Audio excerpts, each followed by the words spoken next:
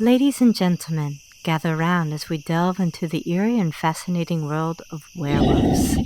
Yes, those legendary lycanthrope that have haunted the pages of folklore and screens of horror films for centuries.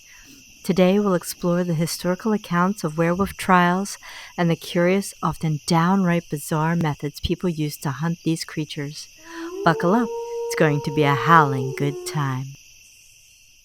To understand werewolf trials, we must first journey back to the roots of the werewolf myth. The belief in humans transforming into wolves is as old as civilization itself, with origins in ancient Greece and Rome. The term lycanthropy stems from the Greek myth of King Lycao, who was transformed into a wolf by Zeus as punishment for his impiety.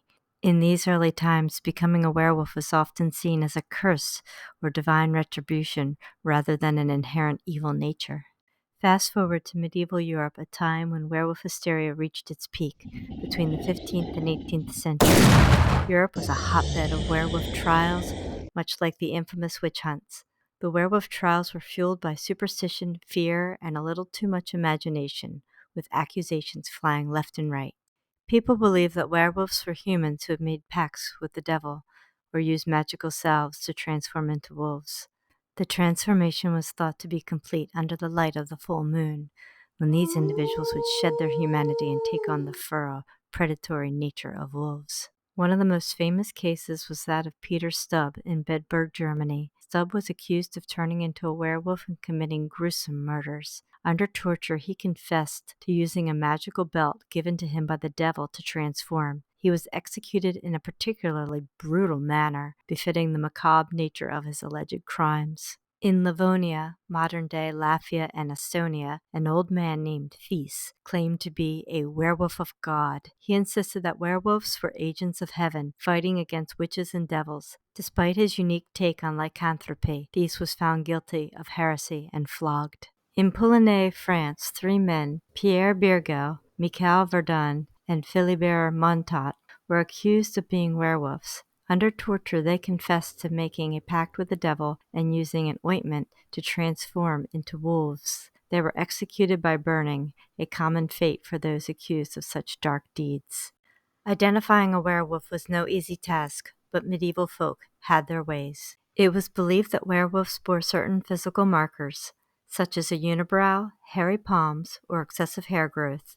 Some believed that a werewolf in human form would have bristles under their tongue. Much like witches, werewolves were thought to have a witch's treat, a mark on the body from which the devil had suckled.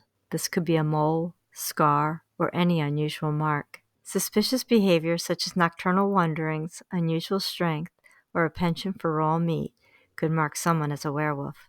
But let's be honest, who among us hasn't had a midnight snack now and then? Ah, the classic silver bullet. While this method is more of a product of modern fiction, some historical accounts mention the use of silver weapons, as silver was believed to have purifying properties. As creatures of the devil, werewolves were thought to be vulnerable to holy water and crosses. Hunters would carry these religious items to ward off or weaken the beast. Elaborate traps were set to capture werewolves. These ranged from pit traps to snares and, of course, good old-fashioned hunting with dogs. Burning was a common method for the execution of werewolves, as it was for witches. Fire was seen as a purifying force that could cleanse the evil within. In some cases, exorcism was attempted to rid the afflicted of their lycanthropic curse. Priests would perform rituals to drive out the demonic influences.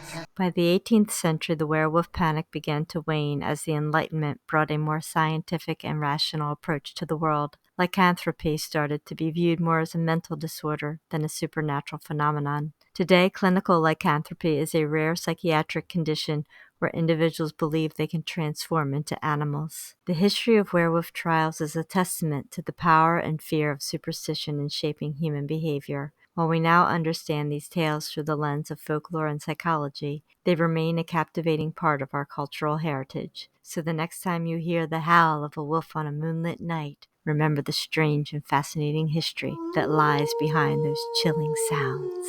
Thank you for joining me on this journey through the dark and mysterious world of werewolf trials. Stay curious, and most importantly, stay human. If you wish to see more videos like this, please like, subscribe, and hit the bell notification. It goes a long way in helping me keep this channel undead.